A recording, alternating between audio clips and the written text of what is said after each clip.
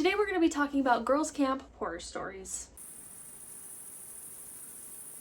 Quick little history behind me. I grew up Mormon. I was raised in it from the day I was born up until I was 18 years old, and I graduated high school and I left, and I haven't gone back since. I will say I was really into the church probably up until I was about 15 years old. Then I kind of started to fall away from it, and then I just ultimately left after that. But that's another story for another video for another time. Today we're going to be talking about girls' camp horror stories. Like I said, I have my list right here about all the things that I want to talk about, all the things that happened to me. And then also I dug out my girls' camp journal from how many years did I go? I think I went 6 years. So all 6 years that I went to girls' camp is in here, but there's really not that much. I haven't read anything in here. I just opened it so I could see how much was in here. There's only this much. But hopefully there's something good in here that we can read. Let me clarify. So when I was going to girls' camp, my very first year, it was 2016. I was 12 years old, and it was in the Utah mountains. Where I grew up was very small. And so my ward had like maybe 20 girls, less than 20 girls, and that was all ages from 12 to 18. But with that being said, girls' camp was a combination of a bunch of wards combined. I don't know how other wards do it in other places, but because I'm sure it's similar. So we had like a bunch of different towns that all came together. I grew up in Nevada, but we would go to Utah for girls' camp because it was so close. There was a lot of good, let me say that. There was a lot of things that I did love about girls' camp, and there was a lot of things I had fun with, especially when it was up there in the mountains, but there was a lot of bad as well. By the time 2020 hit, and COVID and all of that, we couldn't all get together in the mountains and do it, which honestly made no sense, but whatever. So we had to do it by our wards, and so the last 2 years of girls' camp, it wasn't camping. We literally stayed in a townhome in the city, which is far more unhygienic and far more risk for germs than being in the mountains. But you know what? It's whatever. Anyway, that's a little context. First of all, let's talk about the dress code, because I think that's the thing that pisses me off the most. So, my very first year, the dress code was very typical Mormon modesty. So, shorts had to go down to your knees, no tank tops, had to be short sleeves, your shoulders had to be covered. Obviously, you can't show your stomach. Swimsuits, because there was a day every year that we would go down to the lake and go swimming, and like there were kayaks we would take, and there were all sorts of activities. So, it was like there was a day where you'd wear a swimsuit. You could wear a swimsuit, but it had to be modest. It had to be either a one-piece or a two-piece that covered your stomach. Very typical Mormon modesty standards. It was no problem at all. I'm sure there were a couple of other girls. I just remember one specifically because she was in my class and in my ward. This one girl, we'll call her Kay.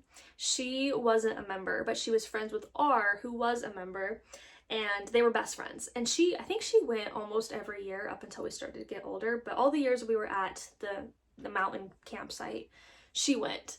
But that first year, she was, like I said, she was not a member at all. And so she wore booty shorts, tank top. She probably wore a two-piece bikini to the lake. I don't really remember. I didn't pay that close attention, but she probably did. And you know what? Let me just say, I don't blame her at all. I don't think she was under any obligation to dress the way we had to dress because she wasn't a member. Whatever, regardless. She didn't dress modest at all. And I guess the women leaders of camp just couldn't handle themselves seeing a 12-year-old in booty shorts and a tank top. So the next year, they completely changed the dress code and made it literally insane. All of a sudden, shorts were just not allowed. No shorts, absolutely no shorts. We were middle of summer, outside, in the mountains. There's no AC anywhere, and you're not allowing us to wear shorts. So you had to wear pants. And then to make it even better, they banned swimsuits. So when we went to the lake, they're like, okay, you can wear a swimsuit, but you have to wear a shirt and shorts over your swimsuit. This is why, honestly, when I think back to this is probably why I was so insecure for so long. Oh my gosh. Like telling 12, 13, 14-year-old girls, these young, impressionable girls who already feel awkward at that age anyway, because you're going through puberty and it's all weird. Now you're telling them that their legs are a problem, their shoulders are a problem, being in a swimsuit is a problem, and then expecting them to not have any insecurity issues or feel bad about their bodies. Yeah, the leaders thought that they were doing something, thought that they were helping these girls, when in reality they were making our lives so much more miserable and affecting us to this day, which is crazy. As I'm sitting here editing this video, I just remembered something I had completely forgotten about, but after my first 2 years of going, they completely stopped taking us to the lake, and I'm pretty sure it was because of modesty issues. Like, people were continuing to not dress appropriately, people were continuing to wear swimsuits, and that was just a major problem. Apparently, if we wanted to wear a swimsuit to a lake, even though it was modest, they decided that that wasn't good enough, and so they banned us from going. I know we stopped going, and I'm pretty sure that was why, if I'm remembering correctly. Just to make it even better. Actually, also, there was one year once my sister was old enough to go, she wore a tank top, and mind you, it covered her whole shoulder, like it was a thick tank top, and the leader literally told her to change. They made her change into a short sleeve shirt. On top of all of this, to make it even more confusing and make it even better, really, is the fact that when I was growing up, and you can ask Mormons now, or if you're a member and you say that this isn't how it really is, no, this is how it was. I sound so bitter right now, but like I am, because talking about this makes me so angry for my younger self and for all the other girls, and for the girls who might still be going through this BS. When I was younger, the whole thing about modesty was because men couldn't control themselves, and so the women, the girls, had to cover up to stop men from thinking bad thoughts, wanting to do bad things. That was the whole reason for the modesty, right? Okay, whatever. That's your reasoning for your modesty. That's still insane, but okay. So then why at a girls' camp where there's no men, mind you, the bishops do come for like a day or a couple of hours, but there's really no men there, right? There's no men. Why at a girls' camp are we being forced to dress a certain way and being forced to cover up? If it's for the men and they're not there, then what's the issue? Can the women not control themselves too? Because that's what it seemed like. Oh, and the icing on the freaking cake is the fact that Mormon modesty standards are different now. The garments nowadays are a tank top! A tank top! My sister, at 12 years old, was forced to change out of her tank top, her thick tank top, because it was immodest. But now Mormons everywhere are walking around in tank tops. But the gospel never changes, right? Yeah. Okay. Moving on. This is just a really quick one, but at the camp, there were bathrooms. It was like a long hallway. On one side was the toilets, on the other side was the showers, and then past the toilets there were also the sinks. The showers and the toilets had no doors. They just had curtains. And the amount of times, thank goodness it never happened to me, but I was always so terrified it would. But I heard of so many times of people opening curtains on other girls while they were in there, in both the shower and the bathroom. I was always so petrified that was gonna happen to me. And what were y'all doing? Why were y'all opening curtains when it was freaking closed? What? Can you tell this is a sensitive topic for me? Oh my gosh. Okay. As a first year in girls camp, they do little like initiations for the first years, and it's kind of just a way to like get you comfortable being there. But really, it's just a introvert's worst nightmare, aka me. There were two things that they would do.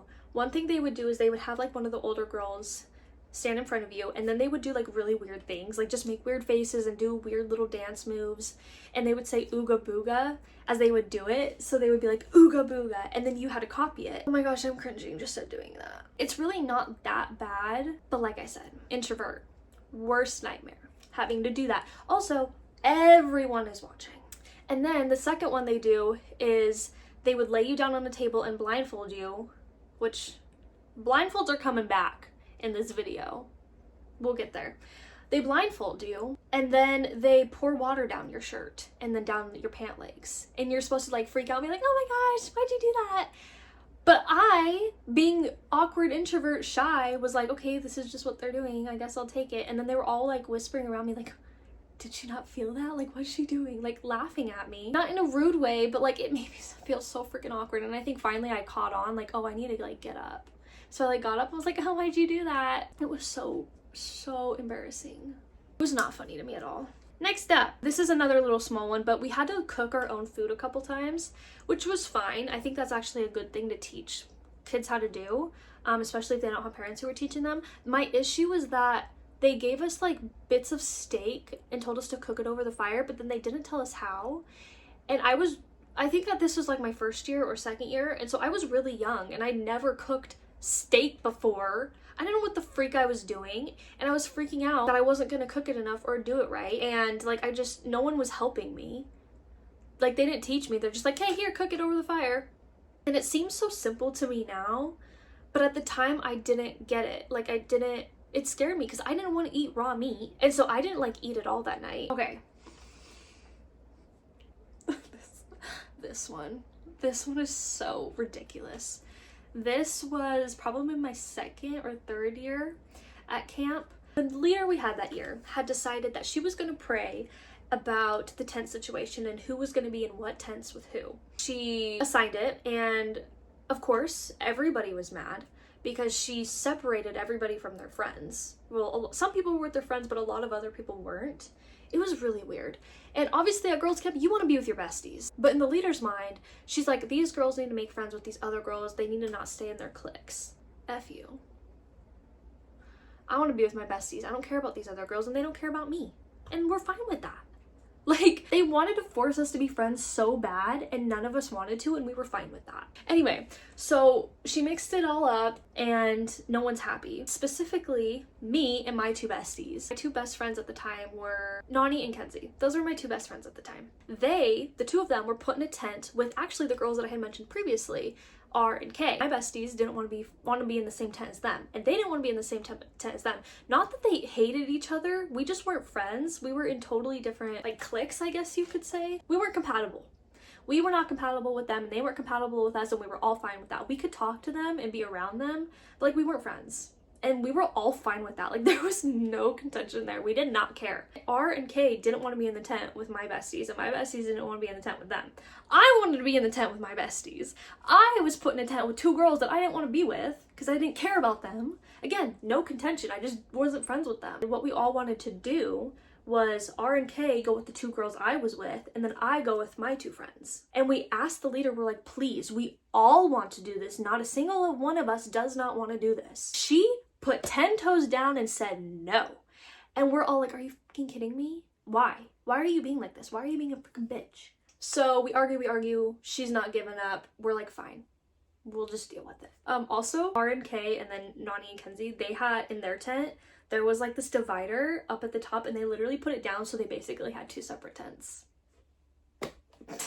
But to make this even freaking better, there was this one girl, we'll call her M. And M was in a tent originally with people she just couldn't handle. Actually, I think she might have been in my tent. And she just couldn't do it. She too was unhappy. So she went to the leader, was like, please let me be in somewhere else. And of course, the girl was like, no. And you know what M did? She literally threw a fit. She started sobbing and crying and freaking out. And finally, the leader gave in and let her move tents. I was so freaking pissed. I was like, really? So do I need to throw a tantrum in the dirt to get moved into the tent I actually want to be in? Is that what it takes? The leader really thought she was doing something, and all she did was piss all of us off.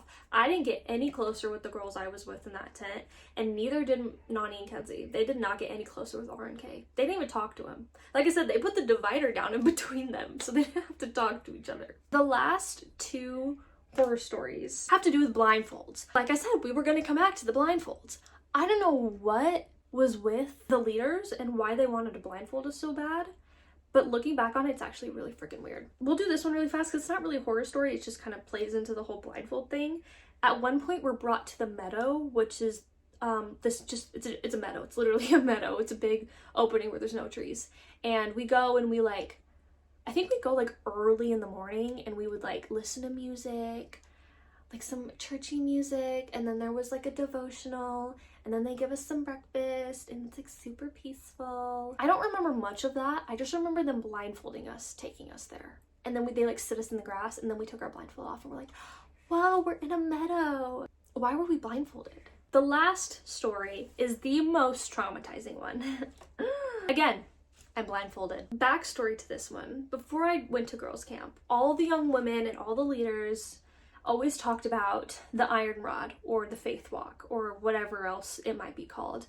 It's essentially the most spiritual experience that goes on at girls camp, and they only did it like I don't know, every other year or every couple of years. I don't know why.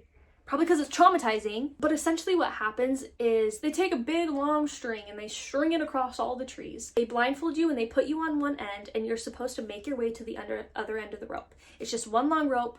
Seems easy, right? Well, what happens is they have leaders come up to you and pull you off the path. What you're supposed to do is hold on tight to the rope, the iron rod, and not let go, and make it to the end and not let them pull you off. And they kind of tell you this at the beginning. Basically, it represents you standing firm, and then Satan tries to get you to get off the path and make you sin, and then you have to get back on. Like that's what it's about. And it seems good. It's like, okay, seems like a good like lesson or whatever. Like, it's really spiritual. It seems that way, but it's not. I think they did this my second year. Again, I was so young and so shy and so insecure and so impressionable. Like, I didn't want to do anything wrong.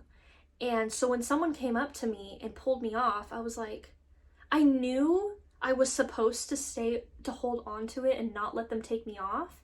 But I was like, I started overthinking. I was like, well, what if I'm supposed to? Like, what if something happened and like they actually just like needed to pull me off? I was blindfolded. I didn't know what was going on. So they pull me off and they sit me in the dirt. All I hear around me is just like, it's really quiet, but I just hear feet shuffling over like the dirt and the branches and the leaves and hushed voices. And it's like really kind of scary. I remember who it was exactly. I remember his freaking voice. I think he was the bishop of one of the wards at the time.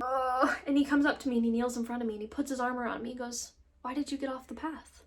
Just like that. And I'm starting to cry already, because now I'm feeling like I did something wrong. He's like, what happened? And I'm like, I don't know. Like, I'm just like, stop fucking talking to me. Let me go. Let me get back on so I can be done with this. Because immediately I was like, I don't want to do this. I immediately felt like crap. Absolute crap.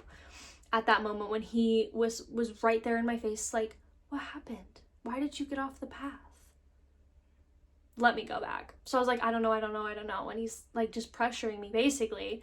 And I don't even remember what I said. I just remember I like wanted to start crying. Like, it was so traumatizing. I felt so freaking guilty and bad. Like I did something wrong. Just the way he spoke to me, it was horrible. Finally, he's like, okay, I'm just gonna leave you here and someone will come get you. Someone then brought me back. Okay, hold on. Essentially, what he was supposed to be was like the spirit or God who comes to you and is like, what happened? Like, let's get you back on the path. But it did not feel that way at all. It felt like a major guilt trip. Anyway, so I get back on the path and I went to the end. I was like, I'm not getting off this bitch again. Hell no. I am not gonna feel that way ever again. That was awful. So I get to the end, whatever, take my blindfold off. Everybody that has made it to the end is just like crying and hugging each other, like, oh my gosh, that was so spiritual. And I can see everybody else coming down. Some people are sitting in the dirt because they had gotten off, and then leaders are going up to them and talking to them, putting them back on the rope. They're coming down, like, and like I said, everyone's around me crying and hugging and like, oh my gosh, this is so spiritual. And I'm over here like, that was awful. That was the worst thing I've ever been through in my entire life. In the moment, because everyone's like, oh my gosh, I feel the spirit, this is so spiritual, and I'm feeling like all this emotion. I'm like, okay, well, is that what the spirit is? Like, maybe it wasn't that bad. Maybe this is really what the spirit is. So I tricked myself into thinking that was actually that was what the spirit felt like. But deep down, I was like, no, that was awful. I felt like crap. I felt so disgusting, and like I just made the worst mistake of my life. And I was so stupid. Like, I felt all those types of emotions. It was so bad. And I know me explaining it doesn't sound like it's that bad, but it felt horrible. I feel like I'm not explaining it to the extent that makes you understand really how it felt. But if you've ever been through it, then you know. Again, I don't know what their thing was with blindfolding us and making us do things, but it was pretty traumatizing. Now, we're gonna open up this bad boy and see what's in here. This is June 14th, 2016, during solo time. Every day you'd have they'd give you like an hour or something, and you'd go sit by yourself in solo time and read your scriptures and journal. And this is what I wrote. I love the earth. Nature is so beautiful. I wish man didn't build all of the buildings. Spoken like a true Mormon. Nature is so much prettier than the city. I thought being away from my electronics and Wi-Fi would be really hard, but being away from it actually is better. I love the animals. Even though I hate bugs, they can be actually pretty cool. My favorite thing about God's creation is the peace and quiet. I love it all though. I love the animals, the silence, the plants, and the smells. I love the shade the trees provide and the berries the bushes provide. I think I actually vividly remember writing this and where I was sitting, and I was just looking around like, this is so beautiful. I am going to do solo time even when I'm not at camp. I wish I could live somewhere where it is really green and beautiful. I love to take pictures of nature. Okay, this is the next day during solo time. I am loving girls camp so far. Last night they did pranks on the first years, such as myself. I'm sad that camp is, okay, I didn't even elaborate on that. The pranks, that was the initiation thing that I talked about. I'm sad that camp was only for 4 days and this is day 2. Being all alone is really peaceful. I love solo time. Okay, and then I said I read 2nd Nephi, chapter 15 and 16. I didn't understand anything I read. The scriptures don't make any sense. It makes me frustrated. And when we have to choose a scripture and say what it means, I get so embarrassed because I have no idea what they mean. I really wish I understood them. That's so sad. Oh my gosh. Okay, June 16th, solo time. Today we got to read our letters from our parents. I almost cried when I read mine. I love my mom so much. That letter really touched me. I'm going to try and be nicer to my family. I forgot about that, but one thing that they would do is they would have your parents write you a letter that you got to read at some point during camp, and that was what that was. Okay, I read 2nd Nephi chapter 17. I don't know what was happening in this chapter at all. It made no sense whatsoever. I was getting pissed. I didn't understand. Girls Camp 2017. Oh gosh, I forgot about this. Okay, every year they did a roll call, which at the very beginning in the morning, so you'd get up, you would eat breakfast, get ready, and then you'd go down to like the pavilion where all of the wards gathered, and everyone would say their roll call. There was a tune that we did it to. Everyone did the same one. And you would kind of just talk about how your day at camp went. It was actually really fun. So I don't remember the tune at all, but I'll just read the lyrics. This is the very first one we did.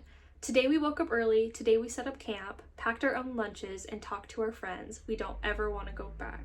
We got some cute t-shirts and ate some cherries too, for it's 1, 2, 3 nights here at the camp collab. I think this was the year the theme was like baseball. Oh, I just totally leaked what camp it was. Oh well. Okay, this is the second one, because I guess we did 2 roll calls a day. So this is in the evening. We had such a fun time playing kickball. Then we came back and what the freak does that say? Certified?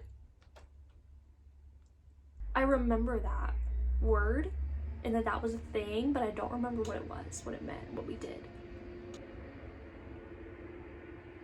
Okay, whatever. Then we came back and certified and ate watermelon at the same time.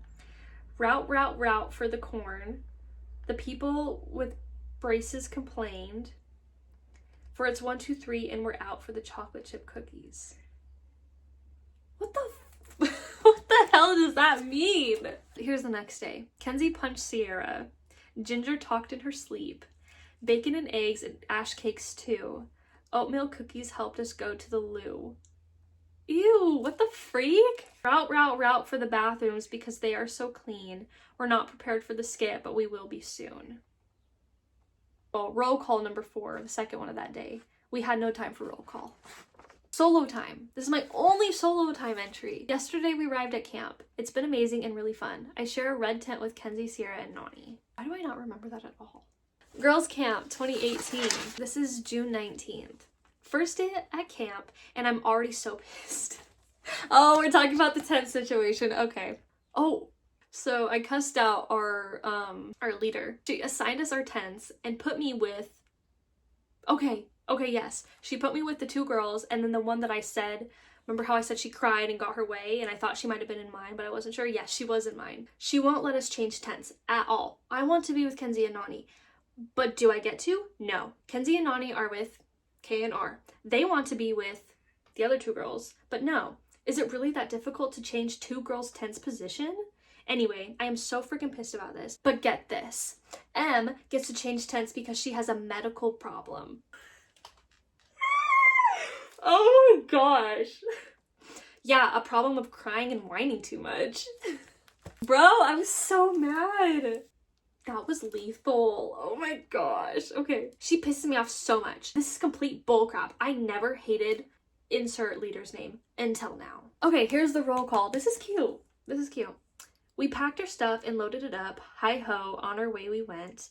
We came to camp. We got some beads. We ate some wonderful meat. Yo-ho, yo-ho, the dolphin's life for me. We were dolphins that year. That was the theme. This is June 20th. Okay, this year is a lot more interesting. Today has already got off to a sucky start. Okay, I think actually now that I'm reading this, I remember I hated this year and I was counting down the days till I got to go home. And I'm pretty sure Kenzie and Nani were too. I remember we were all like, we just want to go home. We had to get up at 5 a.m. to go to the meadow and sing our songs and do a sunrise devotional. We have never done that before. Usually we go to the meadow at night and sing our songs. That was one of my favorite parts and we didn't get to. So it's like 6 a.m. I got barely any sleep and I'm so exhausted and we're doing solo time in the morning. This sucks. I knew that this year at girls camp wouldn't be the best or good at all. How did I know that? And I didn't want to come because I knew that. I could feel it. Why couldn't I just come here and have fun? I'm so tired right now and all I want to do is sleep. Damn. This is the next day, June 21st. Ugh! Can camp get any worse? Last night I threw up randomly in the middle of the night. It was really weird. Anyway, today we got our letters from our parents. Mom made me feel really good and happy. I am so tired and I just want to go home. This trip is lasting way too long. Each day I just want to be home more and more. I want my own bed, own room, own shower, bathroom, own food, and especially my own schedule. Kenzie and I both want to go home so badly. All I want right now is to be home. What did I say? I knew it. What is this? Oh my gosh, Kenzie and I were just talking about this. This was written in November. Okay, well, let's read this. Let's see if this is any good. I know this journal is for girls camp and it always will be, but I want to say a few things about Camp 2018 this year. I don't know why, but camp really sucked. It was just really, really boring, that's all. The whole time I just wanted to go home. Anyway, one night we had a fireside and this girl was talking to us and said something weird, like how we come from the dirt. I don't know, weird. So Kenzie said how she imagined people growing from the dirt and rolling around in it. We started laughing so hard in the middle of the fireside. It was a silent laugh, but still. We kept thinking up new funny things. When it got over, we told Nani. She just bent down to the ground laughing. It was so funny. One thing led to another and now we have a song. It's to the I Am a Child of God. I was trying to remember the lyrics to it and I couldn't. It goes, I am a child of dirt and I just want to go back and squirm around and do handstands and learn the dirty ways. Dirtly, Dirtette, and Dirtworm will learn the dirty ways. I gotta send this to Kenzie because we were just talking about this a few days ago.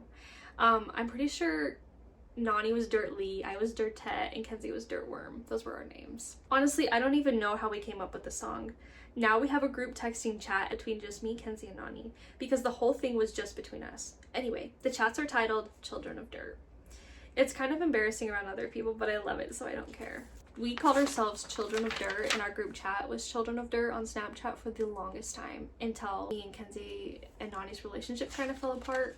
I'm still friends with Kenzie, but I married her brother, so kind of have to be friends with her. But we're not friends with Nani anymore, unfortunately. And so that group chat hasn't seen the light of day in a very long time. Here is the next year. This is 2019. Oh. We are starting off to a bad start. Major eye roll. Ugh! I am seriously going to murder all the beehives. They're extremely annoying. The leaders are pissing me off and just everything is making me mad.